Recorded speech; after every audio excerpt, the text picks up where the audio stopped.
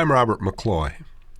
I've been teaching at Elderly since the fall of 1979. In that time, I've seen thousands of students.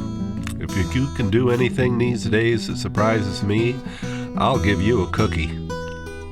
Students have ranged in age from 4 to 84. It's never too late. If you ain't learning, you're dying. When someone first shows up for lessons, typically my first question is, what made you want to play in the first place? Was it a recording? Possibly a gathering of friends or a family where you thought it would be fun to just join in. My main goal in teaching is to teach you how to teach yourself, to learn how to learn.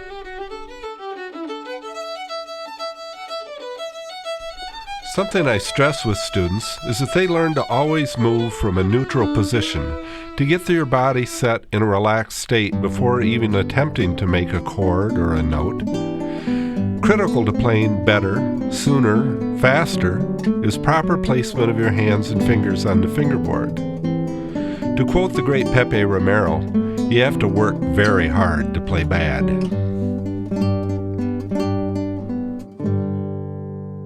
People often express a fear of learning to read music. Well, there's ways around that. In addition to a variety of alternative written formats, I do a lot of lessons by ear. In that situation, we record the lesson so that the student can take it home with them to digest at their own pace.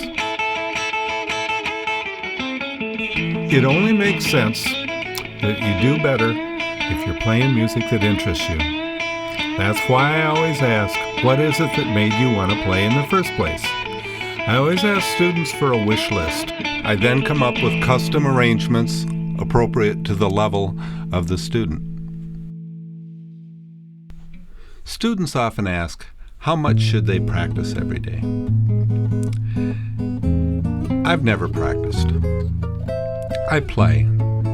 I'm just compelled to play. I can't help myself. That's what I want to impart to students. My hope is that it just becomes part of their life for their lifetime. I have to believe that it's more fun trying to be a real guitar hero than it is playing any video game.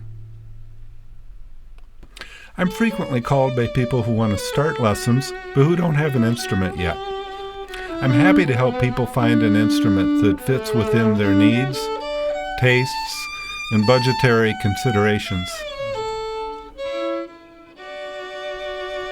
A great tool that's available these days is the smartphone. Most people have one in their pocket, and it's a great video recorder.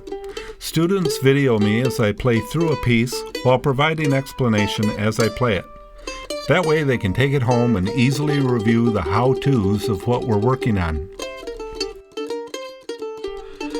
People often limit their goals of what they would like to play by not considering their instrument as an option within the context of the music that they enjoy.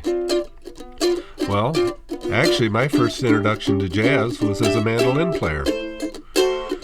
You don't expect to hear a mandolin comping chords like a little jazz guitar. Here's something you don't expect to hear from a solo guitar. Guitar can be complete, like piano.